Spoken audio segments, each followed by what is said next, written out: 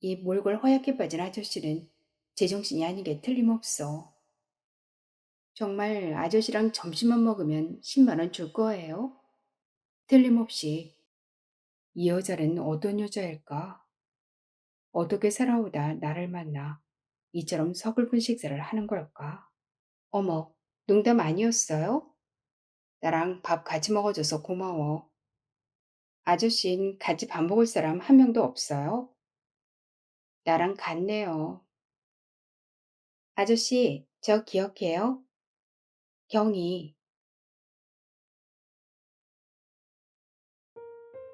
안녕하세요. 클라우디아입니다. 오늘은 최임수 작가의 소설 슈가데디 준비했습니다. 거대한 실내광장의 유리지붕 아래 회색빛 거리를 서성이는 길 잃은 한 남자가 있습니다. 상처받은 삶의 끝자락에서 우연히 마주친 낯선 눈동자. 그리고 시작된 뜻밖의 동행. 그 이야기 속으로 함께 들어가 보시죠. 슈가데디 지금 시작합니다. 슈가데디 최임수. 그랬다. 어쩌다 나는 길을 잃은 꼬락서니가 되었다. 중앙에 설치된 아케이드의 둥근 유리지붕이 가진 자의 콧대만큼 까마득했다. 세그먼트 유리창에 새겨진 스테인드 글라스를 통해 햇살이 신의 계시처럼 쏟아져 내렸다. 도시민답지 않게 뒤로 목을 꺾어 우러러보던 나는 영화 감독의 액션 사인이 연출된 배우처럼 시선을 떨구었다. 누군가를, 무엇인가를 우러르는 것은 내 관행에 어울리지 않았다. 내 망막에 새겨진 것은 회색빛 거리였다. 기하학적 직선과 곡선이 만들어낸 쇳소리 쩌렁대는 풍경들, 그리고 전자알갱이가 찍어내는 디지털 문자와 형상. 기껏 올려다보는 것이라고 해봐야 긴 장마디 튀어나듯 푸른 하늘 정도였다. 사람의 손으로 조성된 실내 광장은 건축가를 향해 교황의 성호라도 선사할 만큼 장엄했다. 하중을 떠받치는 지주대 하나 보이지 않게 설계한 인간의 상상력은 기술을 향한 숭배이자 오만처럼 보였다. 중소기업체들이 내건 로고 기대와 키오스크가 아니라면 출구조차 가늠할 수 없었을 것이다. 키오스크조차 미로 형태로 배열해 자칫 구조물 내에서도 출구를 찾지 못할 수도 있었다. 경기도 신도시에 있는 국제전시장은 초인길이었다. 경기도에서 마련한 청년과 중장년 일자리 박람회는 코비드 시대의 사회적 거리두기 시범장처럼 보였다. 희고 검은 마스크에 얼굴을 감금당한 사람들의 두 눈들이 작은 요정동굴처럼 허공에 둥둥 떠다녔다. 어떤 눈들은 조바심과 공포의 언저리에 머뭇거리는 불죽은 깃발처럼 흔들렸다. 얼굴이 비칠 만큼 번들거리는 바닥에 2미터 거리두기 표시가 없었다면 사람들은 아우슈비츠에서 곧 절멸될 유대인들의 행렬처럼 보일지도 몰랐다. 조금 전 나는 알지 못하는 젊은 사내에게 신상의 일부를 헐렸다. 이력서와 자기소개서를 안경을 축여 세우며 들여다보던 사내는 모호한 표정을 지었다. 은행 지점장하신 분이 구멍가게 같은 우리 회사에서 격리를 볼 수 있겠습니까? 나이를 가늠할 수 없는 매끈한 피부를 가진 사내의 표정이 이죽거림과 측은한 가운데 어느 쪽인지 나는 분간하지 못했다. 나의 납작한 침묵을 견딜 인내가 고갈된 젊은 사내는 자기소개서의 한 부분을 토파냈다. 은행을 그만둔 사유를 여쭤봐도 될까요? 분명 자기소개서에 적시해 놓았음에도 다시 물어보는 것은 무슨 경우인가 싶었다. 거기 써놨잖아, 이 사람아. 하고 말한다면 이 젊은 친구는 어떤 반응을 보일지 궁금했다. 자소서에 써놓은 대로 위암 3기 수술을 받았고 장기간의 치료 때문에 업무를 더는 수행할 수 없었습니다. 지금 상태는 어떻습니까? 만약 채용된다면 일은 할 수 있겠지? 라고 묻는 게 매너 아니겠니? 하는 표정으로 나는 사내를 쏘아보았다. 보시다시피 좋습니다. 가슴을 열고 정말 자세히 들여다본다면 좋을 게 전혀 없었다. 아랫부분 70%를 절제해 12지장에 억지로 갖다 붙인 위는 폐차 직전의 자동차처럼 너덜거렸다. 미음에 가까운 죽 종류의 음식물을 삼키면 위벽을 향해 살짝 목례만 하고 12지장으로 미끄러졌다. 음식물이 고일 시간이 없으니 갈수기의 아프리카 빙수들처럼 늘 허기에 시달렸다. 끼니가 소장으로 자맥질하는 것은 그나마 견딜만 했다. 불시에 솟구치듯 역주행하는 내용물은 내 몸과 음식의 불화를 여지없이 드러냈다. 얼마 전까지 한톨의 의지도 개입되지 않던 온전한 음식 섭취가 간절한 소원 중 하나가 되어버린 것은 지독한 아이러니였다. 아니, 혹독한 투쟁이었다. 통상적으로 5년하고도 수개월이 지났으니 종량의 공포로부터 어느 정도 벗어났을 것이라는 어림셈도 순전히 개인적인 희망이었다. 그나마 이젠 되직한 밥알이라도 받아들이는 위가 조건 없이 고마웠다. 알겠습니다. 빠르면 내일까지 연락드리겠습니다. 연락이 없으면... 젊은 사내의 눈이 가늘어졌다. 그 정도는 알만한 양반이 하는 눈웃음이었다. 전시장 출구를 찾느라 발걸음은 지렁이의 궤적을 그렸다. 모래사장에 흰 그물을 던졌다. 아무것도 건진 것 없이 되돌아가는 파도처럼 몸에서 기운이 휑하니 빠져나갔다.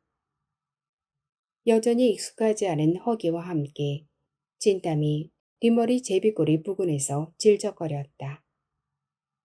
잠시 앉아 쉴 곳이라고는 없는 공간. 멈추지 않는 개신거림만이 허락된 닫힌 광장. 앉을 곳을 계산에 넣지 않은 설계자를 향해 가운데 손가락이라도 찢겨 세우고 싶었다. 아득히 가장자리에 노란 M자를 단 햄버거 가게를 겨우 발견한 것은 우연이었다. 문 앞에 작은 테이블과 의자를 마련해 놓은 가게 주인의 장사 속이 오히려 기꺼웠다. 나는 빵이 떨어진 장발잔의 쟁걸음으로 나아갔다. 오전에 먹은 잘게 찢은 고기 장조림과 오랜 삶은 쌀의 조합이 오랜 근기를 보장할 리가 없었다. 나는 쓴 입맛을 다셨다. 네 개로 조를 이룬 의자에는 선점자가 있었다. 검은 마스크로 얼굴을 채운 묘력이 여자. 짙은 반소매 감청색 투피스 정장을 한 것으로 보아 그녀도 면접을 끝낸 것으로 보였다. 여자의 눈이 초점을 잃고 어디론가 유영하는 듯 했다. 여자에게 곁을 침범해도 되겠냐고 물었다. 여자 눈의 홍채 부근에서 모래알 단면이 햇살을 튕겨내듯이 반짝 빛이 되살아났다. 여자는 관심 받기라는 듯이 고개를 끄덕였다. 나는 서양 중세의 어느 기사가 된 것처럼 정중한 예의를 갖추며 엉덩이를 작은 의자에 붙였다. 이내 발끝에서 모든 세포를 지니기고 올라온 듯한 한숨을 길게 내뽑았다. 의식 없이 내뱉은 탄식 탓에 여자에게 남자의 허약함이 들통날까봐 잠시 숨을 죽였다. 돌이켜보니 천연과도 같은 항암치료 기간에도 죽고 싶다는 절망감에 젖은 적이 없었다. 이 정도면 살만하구나 하는 소박한 유행감을 기수처럼 붙들었다. 남에게 자랑이라도 하고 싶을 만한 생명의지가 내 골수 깊이 박혀 있다는 건 신기한 일이었다. 나는 내 무의식의 힘에 적잖이 놀랐다. 인간은 환란을 겪어봐야 진면목이 드러나는 법일까 생각했다. 가까운 곳 비스듬히 앉은 여자가 새삼 다시 눈에 들어왔다. 검은 마스크 위에서 겨우 드러난 눈매가 얼핏 선해 보였다. 그린 것인지 문신한 것인지 알 길은 없었으나 호각을 틔운 눈썹은 감히 암이라도 불러도 무사할 것 같았다. 드넓은 미간은 선한 눈매를 더 부각시키는 효과가 있었다. 나는 꿈을 꾸고 있는 것처럼 흐릿한 여자의 눈에 필요 이상으로 시선을 매달았다. 여자와 눈이라도 마주친다면 눈썹을 치켜 세우거나 미간을 찌푸려 불쾌감을 드러냈을 것이다. 코비드 시대에 실종된 나머지 얼굴을 상상하는 일은 무료한 인간의 부질없는 일 이상이었다. 언젠가 식당에서 눈매에 어울릴 법한 코와 입을 상상했으나 마스크가 벗겨지면서 전혀 다른 형상이 드러났을 때의 어긋난 감흥은 이채로웠다. 가까운 거리의 여자 얼굴을 마스크 너머로 조각해내며 나는 면접이 주는 긴장의 나머지를 내려놓았다. 터무니없는 일이었다. 50 가까이 살면서 한 번도 동지해 본 적이 없는 다른 사내의 본능이 몸 어딘가에서 꼼지락댔다. 나는 은행에 있을 때도 용모가 수려한 여직원에게 남성의 털럭만큼도 가까이 한 적이 없었다. 그저 아름답구나 정도로 소가 닭보듯 했다. 여자에 대한 비릿한 욕망은 관념이 사슬로만 이어져 짤그락 소리만 냈다. 그렇다고 부부애가 남다른 것도 아니었다. 부부애는커녕 한 지붕 아래였지만 늘 차려주는 밥맛만 입에 닿았다. 부부의 가장 기묘한 연결고리인 섹스도 늘 같은 세제를 넣고 빤 수건 냄새가 났다. 미용실에서 나뒹구는 여성지의 부부생활 Q&A에도 관심받기였던 아내는 처녀적인 절정감을 일찌감치 포기한 것 같았다. 나 역시 이론에는 차고 넘쳤지만 아내에게 실행할 엄두를 내지 못했다. 은행가와 전업주부의 침실조화는 삶이란 그저 그러고 그런 것으로 격화시켰다. 내게 종양이 찾아오자 그동안 존재를 잊고 있었던 듯이 아내는 화들짝 놀랐다. 아내가 놀란 것은 한때나마 사랑한 인간의 부재가 가져올 상심보다 미망인으로 불리는 것의 생경함과 조촐함, 가족 구성원의 결함으로 인한 자기 불편이 아닐까 하는 인상을 풍겼다.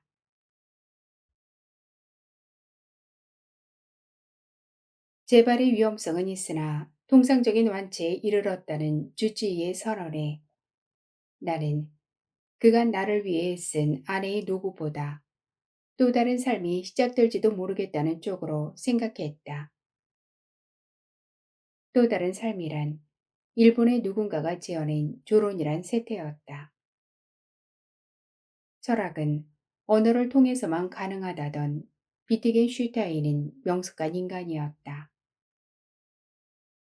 언어는 사고를 규정하고 마침내 실행을 이끌어낸다. 조론이라는 단어가 없었다면 기껏 흔전한 별거에 지나지 않았을 것은 분명했다.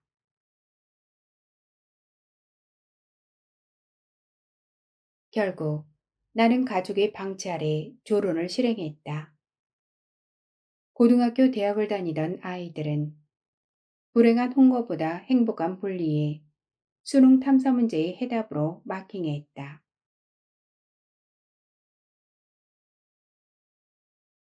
나랑 점심 같이 먹어준다면 10만 원을 줄 수도 있는데. 여자의 눈이 마치 솔개가 뜯겨나가 볼기짝이 드러난 것을 본 것처럼 구형으로 커졌다. 이 몰골 허옇게 빠진 아저씨는 제정신이 아닌 게 틀림없어. 여자의 눈이 그렇게 말했다. 조금 전 나는 나답지 않게, 정말이지 나답지 않게 여자에게 말을 붙였다. 마음의 갈증과도 닮은, 어쩌면 타성의 외피를 뒤집어 쓴 익명의 페르소나가 시킨 것처럼.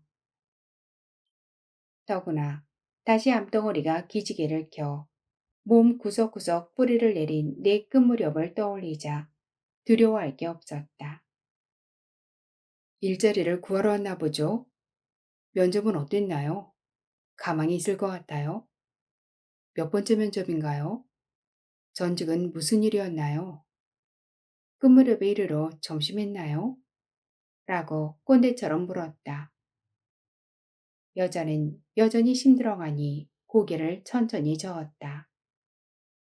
정말 아저씨랑 점심만 먹으면 10만 원 줄 거예요?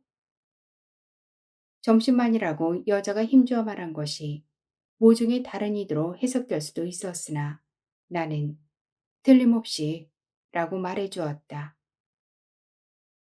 의외로 여자는 말 대신 깜빡이는 눈으로 선뜻 승낙했다. 그렇게 하여 세상 경험이 적은 여자와 신에게 맹세코 순수했다고 말할 수 없는 나는 일어섰다. 여자는 나보다 전 시간의 출구를 잘 알고 있었다. 바깥에는 건너편이 아득해 보이는 8차선 도로와 초여름이 햇볕, 모르는 젊은 여자와의 점심이 기다리고 있었다. 나는 여자에게 무얼 먹겠느냐고 좀 전보다 더 늙은 중세 기사의 예의로 물었다. 여자는 중세의 귀족 부인은 어림도 없었지만 21세기 동양의 평민투로 아무거나요 라고 답했다. 우리는 우선 눈에 밟힌 중국 식당에 들어갔다. 여자는 점심 메뉴보다 자신에게 떨어지는 10만 원에 더 솔깃한 것처럼 보였다. 마스크를 벗은 여자는 눈매가 던져준 선입견을 살짝 배반한 얼굴이었다. 내 상상력이 이젠 그만 조각가를 내려놓으라고 명령했다. 그다지 미인은 아니었으나 양볼이 도톰한 살집으로 겨우 귀여운 인상이었다. 여자도 마스크를 벗은 내 얼굴을 빤히 올려다봤다. 여자에게 시키고 싶은 것 마음대로 고르라고 했다. 비싼 거 시켜도 돼요? 나는 흔쾌히 고개를 끄덕였다. 여자가 말한 비싼 것의 수준이 어느 정도인지 궁금했다. 여자는 삼성 간짜장을 시켰다. 나는 웃음이 터져나오려는 것을 겨우 참았다. 문득 오늘 제법 괜찮은, 그것도 젊은 여자를 만났다고 생각했다. 나는 빵 두 조각 사이에 간새우 속을 넣어 튀긴 멘보샤를 시켰다. 여자는 맨 뭐냐고 되물었다. 나는 소리나게 웃었다. 여자의 천진스러움이 내 턱 밑을 간지럽혔다. 이름은 흔해 빠진 경이었다. 문경희, 31세, 전직 보습학원 강사. 코비드로 아이들이 증발해버려 자신도 증발당했다고 했다. 아저씨는요? 나도 여자의 궁금증을 덜어주었다. 음식이 나왔다. 나는 불쑥 소주 한 병을 시켰다. 내가 드디어 미쳐가나 보다 싶었다. 술은 5년 만에 처음이었다. 나를 향해 의문보호를 달았다. 어쩌려고 그래? 문득 마시고 싶어. 나를 향해 답했다. 난생 처음 젊은 여인과 유쾌한 오찬에 술이 빠져서 되겠어? 다른 나는 픽하고 코웃음 쳤다. 5년 만에 소주는 목을 타고 뜨겁게 내려가면서 반토막 난 위를 향해 고함쳤다. 습격을 받은 위는 목구멍을 향해 주먹 감자를 날렸다. 순간 뜨끔하고 통증이 솟구쳤다. 위를 잘라낸 것을 알 턱이 없는 여자는 을에 중년 사내들의 점심 반주 정도로 관심조차 없었다. 여자는 어지간히 배가 고팠던 게 틀림없었다. 그녀는 여자다움을 내팽개친 채 면발을 끊어내지 않고 진공청소기처럼 연이어 흡입했다. 31애를 묵은 여자가 낯선 사내와 10만 원이라는 보상에 눈이 어두워 거무튀튀한 면발을 입으로 실어 나르는 모습은 흔한 게 아니었다. 나는 블랙 코미디의 주인공을 보는 것처럼 조금 짠했다. 이 여자는 어떤 여자일까? 어떻게 살아오다 나를 만나 이처럼 서글픈 식사를 하는 걸까? 싶었다. 한편으론 여자가 고마웠다. 그녀가 아니었다면 혼자 그저 값싼 순대국밥 한 그릇으로 때웠을지도 모를 일이었다. 그리곤 쓸쓸히 좁은 오피스텔 방으로 기어들어갔겠지. 삼선 짜장면을 말끔히 비운 여자는 멋쩍은지 해주고 섰다. 이상하게도 상황의 균형을 잃은 그녀의 모습이 천박해 보이지 않았다. 다만 애절함과 닮은 것이 목을대를 타고 아랫옆으로 척수액처럼 흘렀다. 얼마 전부터, 정확히는 여자와 함께 햄버거 가게 테이블에서 일어설 때부터 왼가슴 부근에서 누군가가 도리깨질하는 소리를 들었다. 여자 때문만은 아닌 것 같았다. 나는 지갑에서 신사임당 2장을 꺼내 여자에게 건넸다. 어머, 농담 아니었어요? 농담이었다면 경희가 나랑 밥 먹어줬겠어? 그럼요. 난 농담으로 들었는데. 여자는 돈을 돌려주려고 했지만 나는 힘주어 그녀의 소나기에 지폐를 쥐어주었다. 나랑 밥 같이 먹어줘서 고마워. 나는 진심으로 그녀에게 말했다. 다음에도 기회가 된다면 오늘과 같이 먹어주겠냐고 물었다. 마스크 위에 얹힌 여자의 눈에서 엉킨 실타래 같은 생각이 지나갔다. 아저씨는 같이 밥 먹을 사람 한 명도 없어요? 나는 부정도 긍정도 하지 않았다. 나랑 같네요. 우리는 자리에서 일어섰다. 중식당을 나온 여자와 나는 헤어졌다. 커피라도 사겠다는 여자에게 다음에 라고 말했다. 술과 커피는 5년 이상 금지 식품이었지만 오늘은 무엇에 홀린 사람처럼 술을 마셨다.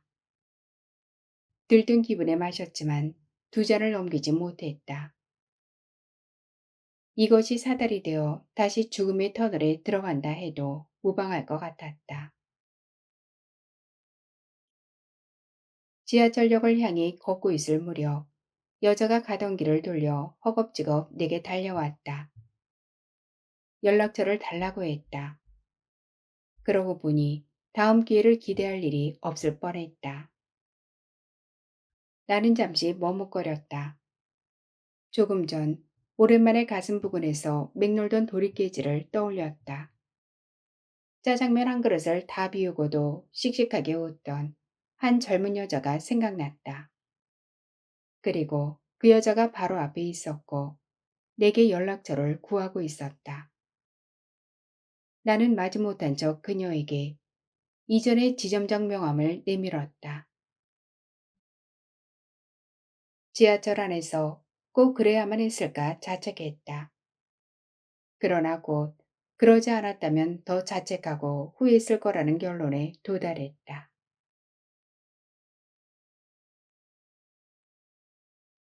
면접을 본 기업에서 기다리던 기별은 오지 않았다. 다만 훌륭한 경영을 가진 분을 모시지 못해 안타깝고 송구하다는 문자가 휴대폰에 찍혔다. 면접 당시 이미 그들은 속내를 드러냈다. 은행 지점장이나 지낸분이 격리를 하겠어요. 한국이라는 나라에서 중년의 나이에 재취업하는데 능력만이 능사가 아니라는 사실이 송곳이 되어 가장 나약한 부위를 찔렀다. 격리는 그것도 영세 중소기업 격리는 회계뿐 아니라 절세가 중요하다. 회계장부를 조작하거나 분식회계 해서라도 부가세를 줄이는 게 격리의 으뜸가는 미덕이다. 그래서 대개 격리는 입사 때부터 오너와 가족이 된다. 가족이라 함은 오너의 수족처럼 처신해야 한다는 것을 의미한다. 가족끼리는 그러는 게 아니라는데 오너는 격리 아가씨와 기꺼이 몸가족이 되려는 것도 그런 이유이다. 나는 지방고용노동청이 마련한 구직 플랫폼인 워크넷의 구직 신청서 비고란에 그렇게 썼다. 살인 외에 무엇이든 할 수 있습니다. 어느 인사 담당자가 그 글귀를 읽었다면 피식 웃었을 것이다. 그들은 내 글에서 노예처럼 부려먹고 싶은 유혹을 느꼈을 것이다. 얼마나 절박했으면 살인까지 언급했겠냐고 지네들끼리 낄낄댔을 것이다. 사실을 말한다면 절박한 것은 아무것도 없었다. 서울 근교 위성도시 지점장으로 조단위의 입출금 실적을 올렸다. 기업은 드물었지만 산을 끼고 지은 아파트에는 은퇴 연령의 노인들이 많았다. 그것도 알토란 같은 거액의 자산가 노인들. 허름한 행색과 순댓국이 고작인 그들의 식단. 그들은 한 달 수익으로 생활비만 충당해도 내게 전 재산을 맡겼다. 어떤 노인은 나를 미국에서 박사학위를 딴 맏아들보다 더 믿음직하다며 어깨를 주물렀다. 노인의 손은 파킨슨 증세로 떨리고 있었다. 은행 본점 감사부에서 지점이 대손 충당금이 먼지를 뒤집어 쓴 채 움직일 줄 모르는 것에 나를 화수분으로 여기기 시작했다. 수익 창출의 영업 비밀은 누구에게나 그렇듯이 은행장이 회유에도 발설되는 법이 없었다. 그들은 장부상의 회계와 지점장실 옆에 두꺼운 벽 너머 금관의 현금 잔고가 1원도 어긋나지 않는 것을 확인한 뒤 혀를 야구방망이처럼 내둘렀다. 인사철만 되면 내게 임원직 제의가 들어왔지만 나는 깜냥이 되지 않는다는 이유 하나로 고사하곤 했다. 신병으로 해당 지점을 떠나왔지만 후임 지점장이 죽을 쓰고 있다는 소식을 접할 때면 내겐 남 모르는 돈 수완이 있었다는 것을 새삼 깨달았다. 지금도 나를 잊지 않고 신용과 정리로 내게 거액을 맡기는 노인들을 위해 내가 알고 있는 금융상품 지식이 발이 닳도록 동원된다. 그러니 절박함이란 용어는 나와는 반대편에서 주인을 찾지 못해 머뭇거리는 비루한 신세일 수밖에.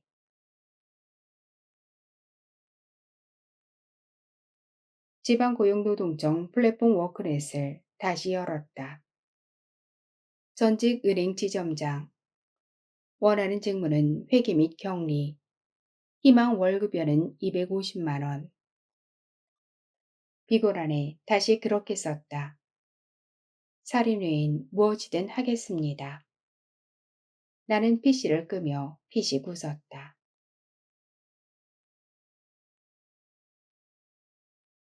솔직히 얘기하자면 나는 그녀, 그러니까 경희를 잊고 있었다.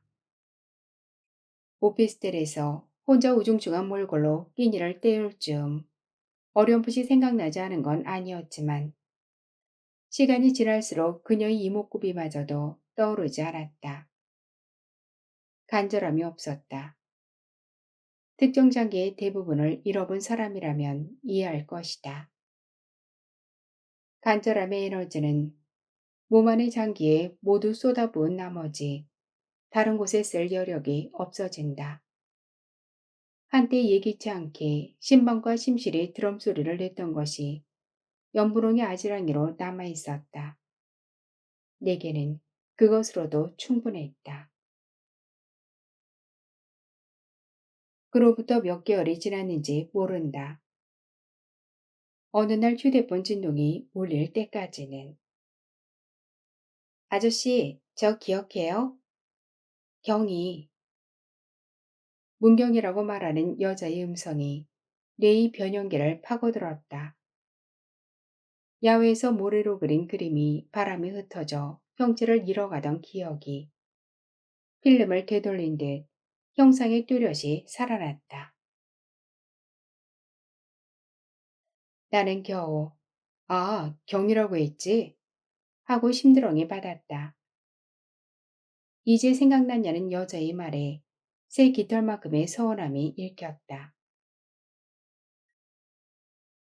어쩐 일이냐는 상투적인 물음에 여자는 아직도 혼밥하는지, 아직도 같이 밥을 먹어주는 여자에게 돈을 주는지, 그래서 그동안 몇 명의 여자와 같이 밥을 먹었는지 물었다. 없어. 나는 반말로 대답했다.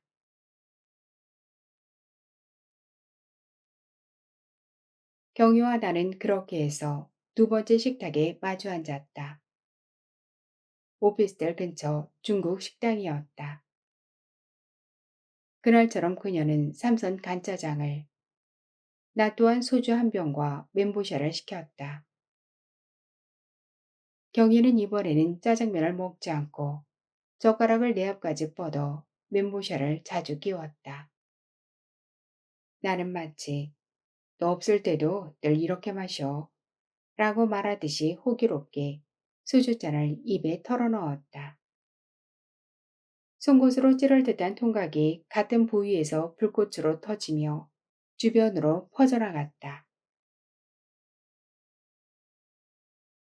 경희는 그날 첫 식사 후 집에 돌아와서 온종일 터져나오는 웃음으로 방안을 굴렀다고 했다. 한참이나 웃고 났더니 까닭없이 슬펐다고 했다. 발달 장애인을 데리고 논 것 같다고도 했다. 발달 장애인. 나는 그럴지도 모른다고 생각했다. 경희는 뜬금없이 내가 부자냐고 물었고 나는 가난한 편은 아니라고 말했다. 이상한 일은 첫날 가슴 부위에서 들리던 이중 냄비 안에 낙과생 볶는 소리가 들리지 않았다. 여자와 나 사이에 어쩔 수 없이 존재하는 생물학적 성 같은 시간을 공유하지 못한 세대의 간극이 경계벽으로 가로막고 있는 탓인지도 몰랐다. 굳이 말하자면 그때는 맞았고 지금은 틀리다는 상황 논리 때문일 수도 있었다. 더구나 당시 잠시 내게 머물다 간 다른 사람의 본능 같은 타자성이 없었다. 마스크를 벗은 여자의 용모는 첫날과 비할 바가 아니었다. 한듯 안 한 듯한 메이크업은 여자의 젊음을 눈부시게 변모시켰다. 여자는 내 분에 넘치도록 매력적인 데가 있었으나 나는 시루 죽은 내 욕망을 알맹이 없는 영혼으로 응시할 뿐이었다. 나는 자리에서 일어서며 신사임당 두 장을 여자에게 건넸다. 그녀는 모욕당한 여자의 모습은 이런 것이라는 표정을 지었다. 경희는 대생 수업 시간의 인물 모델처럼 얼음으로 굳었다. 내가 돈 때문에 당신을 찾아온 줄 아느냐며 목청을 돋웠다. 자신이 그렇게 없어 보이냐고도 했다. 돈이 목적이었다면 눈 한번 질끈 감고 아래도리를 낯선 사내에게 내줄 수도 있다고 차갑게 동시에 수십 톤의 자존심을 담아 내게 질타했다. 집에 돌아가서 더는 웃을 일도 없을 거라고 말했다. 나는 그녀가 화내는 까닭을 알 수 없었다. 약속은 약속이야. 나는 내 손목을 뿌리치고 중국 식당을 나가는 그녀의 핸드백에 지폐를 찔러 주었다. 그리고 자리로 돌아와 하나 남은 멘보샤를 우적우적 씹었다. 여전히 이유를 알 수 없었지만 왠지 미안한 생각이 들었다. 발달 장애인이 뭔가 실수한 것 같았다. 나와 다른 여자의 진심을 바람 빠진 축구공처럼 차버린 것 같았다. 그것으로 그녀와는 끝이라고 생각했다.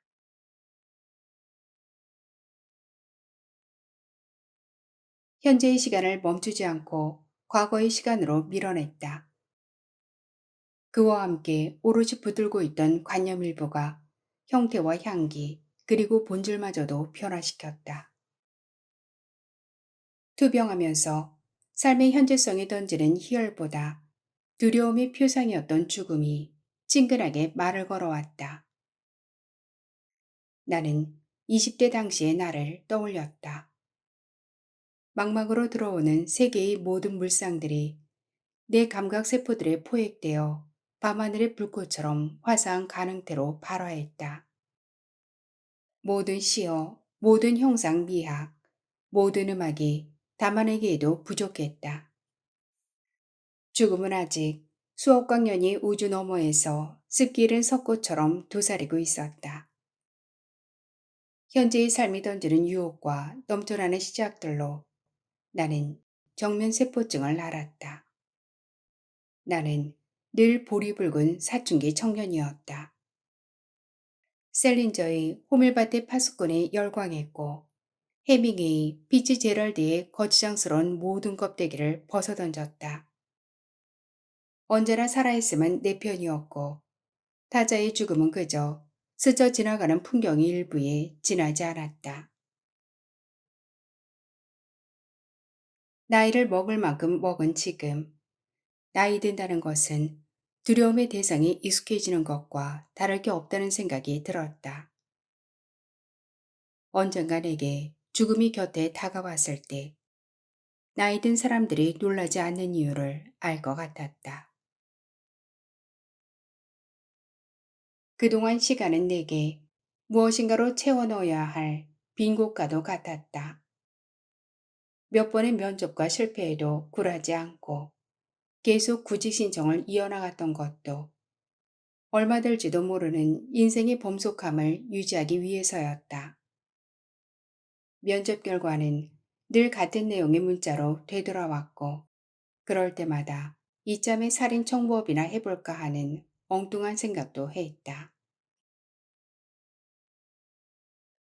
혼밥이 이어질 때면 한 여자와의 시간이 빛바랜 흑백 사진으로 떠올랐지만 그녀에게 제의한 것과 같은 방식은 시도하지 않았다.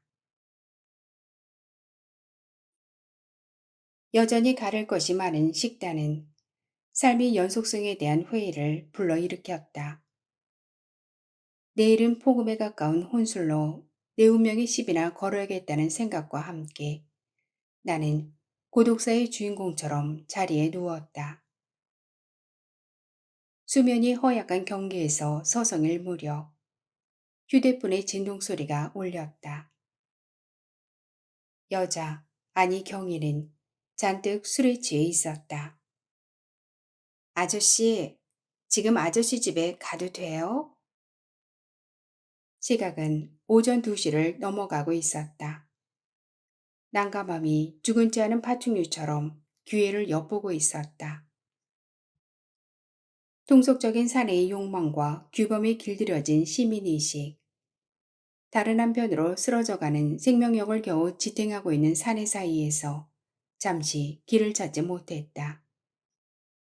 먼저 통속적인 욕망이 위선의 가면을 썼다. 많이 늦었네. 어서 집에 들어가. 하고 다른 사람의 말을 했다. 여자의 꼬부라진 여가 만든 반항의 창끝이 내 고막을 찔렀다.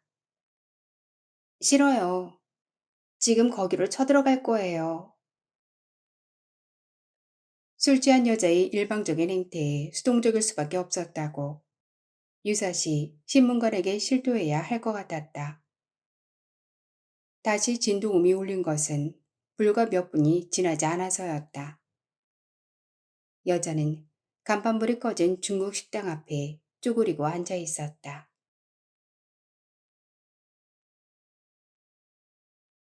해뜰 무렵 나는 호수공원으로 산책을 나갔다.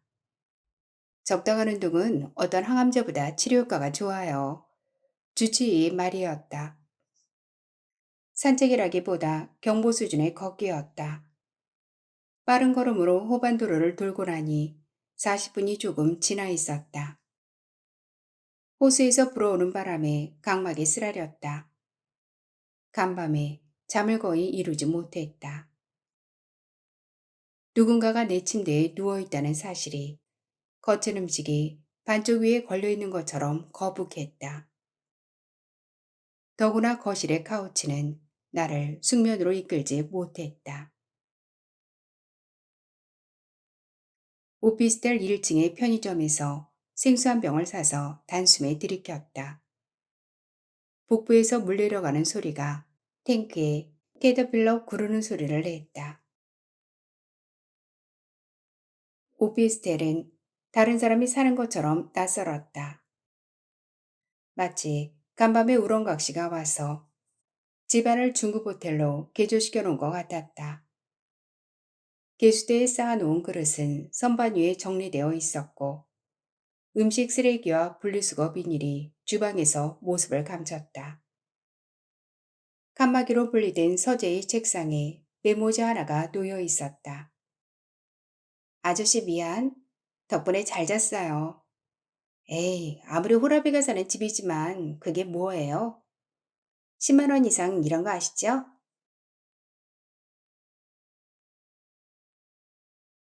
여자는 내 기억으로부터 자유로운 존재였다. 그녀가 오피스텔을 찾아오는 것은 전적으로 그녀의 선택이었다. 어느 때는 3주 만에 또 어느 때는 2달이 다 되어서야 집안에 흔적을 남겼다. 오피스텔을 떠날 때마다 언제 다시 오겠다는 말을 남기지 않았다. 내게는 그게 오히려 편했다.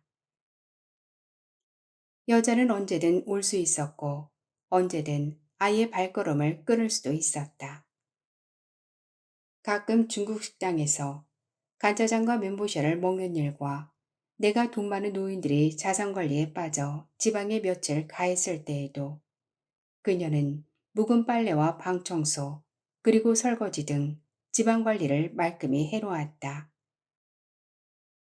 그 외에는 여자와 나에게 아무 일도 일어나지 않았다. 언젠가 오피스텔에 머물고 있던 나와 우연히 만났던 날, 여자는 손수 시장을 보고 음식을 마련했다. 마치 붙들린 누렁각시처럼 식탁을 마주하고 여자와 나는 처음으로 여염집 만찬을 즐겼다. 여자의 음식 솜씨는 한때 기관장이었던 내 입맛을 녹여내고도 남았다. 바다가 출신인 나를 위해 해산물 위주로 꾸린 식탁은 정갈하고도 밋밋했다. 절제된 고춧가루와 저염식의 반찬에서 나에 대한 여줄거리 사항을 말한 적이 있는지 궁금했다. 언젠가 변기에 투사물이 있더라고요. 거기까지인가 싶었다. 나는 더 이상 여자가 나에 대해 시시콜콜 알게 하고 싶지 않았다. 그러나 여자는 고갱이를 뚫고 있었다. 아무리 속이 상한 사람이라도 음식이 어느 정도 소화된지로 올라오죠. 헌데 아저씨 토사물은 삼킨 그대로이던데요. 많이 아픈가 봐요. 최소한 위절제 아니면 위암이거나. 그래도 나는 입을 열지 않았다. 마치 네 생각에 틀렸다는 것처럼 해산물을 우적우적 먹었다. 여자는 다른 말을 했다. 내가 여기서 자고 갈 때 왜 앉지 않았어요? 한두 번도 아니었잖아요. 내가 여자로 안 보였나요? 급기야 나는 다시 화장실로 달려갔다. 여자의 말이 내 복부를 걷어찬 것 같았다. 변기에 퇴해놓은 해산물에 내 이빨 자국이 새겨져 있는 것처럼 보였다. 나는 조건반서로 눈물을 찔끔 흘렸다. 그리고 여자는 떠났다. 떠날 때 같이 밥 먹어주는 대가보다 더 많은 돈을 주었다. 여전히 거부하며 눈화살을 겨루는 여자의 핸드백에 을에 덧붙이던 약속은 약속이라는 말과 함께 찔러주었다.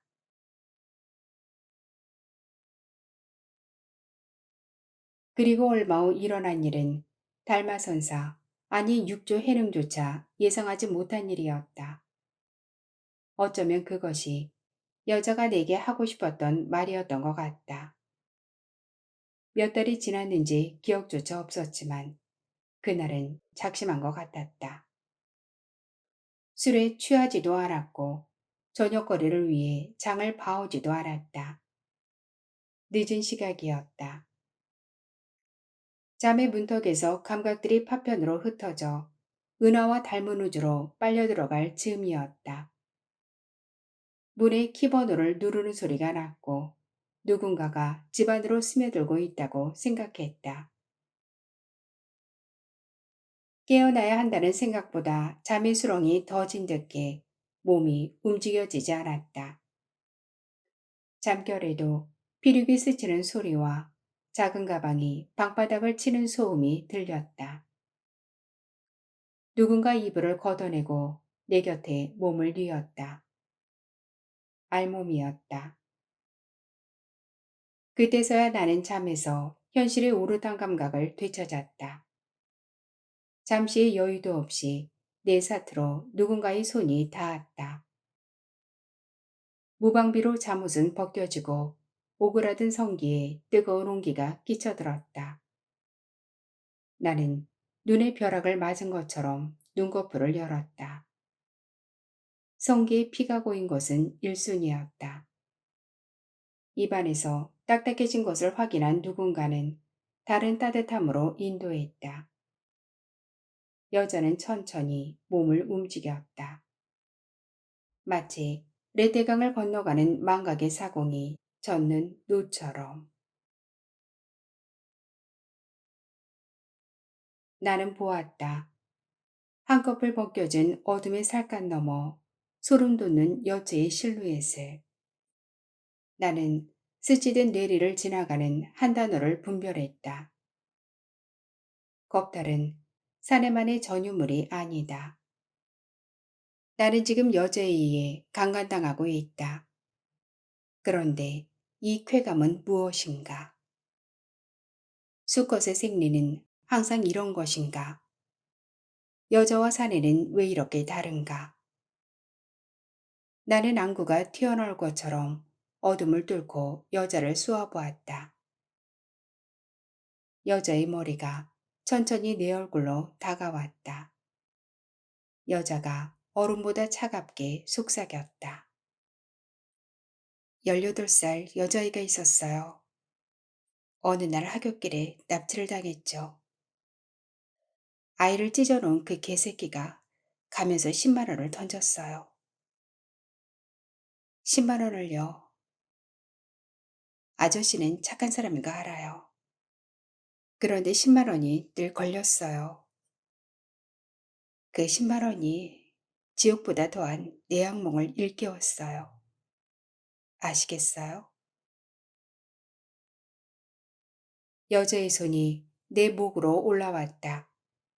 먹이를 찾는 뱀처럼. 한 손은 다른 손을 불렀다. 여자의 하반신은 멈추지 않은 채 여자는 두 손바닥으로 내 목을 감았다. 나는 쾌감과 공포의 담장 위에 아슬아슬하게 서 있었다. 여자는 두 손에 힘주어 내 목을 위로 천천히 밀어 올렸다. 기도가 좁혀들고 있었다. 숨이 잘 쉬어지지 않았다. 이대로라면 금방 숨이 끊길 것도 같았다. 관자놀이의 핏줄이 바깥으로 튀어나올 것처럼 부풀어 올랐다. 나는 그 순간에도 여자를 이해했다. 그랬겠다. 그럴 수 있었겠다. 어쩌면. 나는 감기지 않은 눈을 억지로 감았다. 그래, 이대로 죽자. 종양덩어리 위에 죽느니 사람, 그것도 젊고 가여운 여자에게 죽임을 당하는 것도 나쁘지 않을 것 같다. 정신이 혼미해지고 내가 오랫동안 침묵을 지키고 있을 무렵 여자는 손을 풀었다. 아저씨는 착한 사람이니까 죽이지는 않을게요. 그동안 나를 안으려고 했다면 어쩌면 그랬을지도 몰라요. 여자는 내 몸에서 내려갔다. 그리고 찾아왔을 때처럼 소리 없이 떠나갔다. 나는 시체처럼 누워서 여자와 10만 원, 그리고 방금 했던 여자의 말을 되뇌며 잠이 들었다. 오랜 시간이 지났어도 여자는 더 이상 오지 않았고 나는 예약한 날짜를 어기지 않고 검진을 받으러 갔다. 주치의가 침울한 어조로 말했다. 5년 이상 된 환자는 일반적으로 완치되는 게 대부분인데 가장 나쁜 케이스입니다. 폐, 골수, 신장, 대장까지 전이됐어요. 죄송합니다. 나는 문득 사라진 한 여자를 떠올렸다.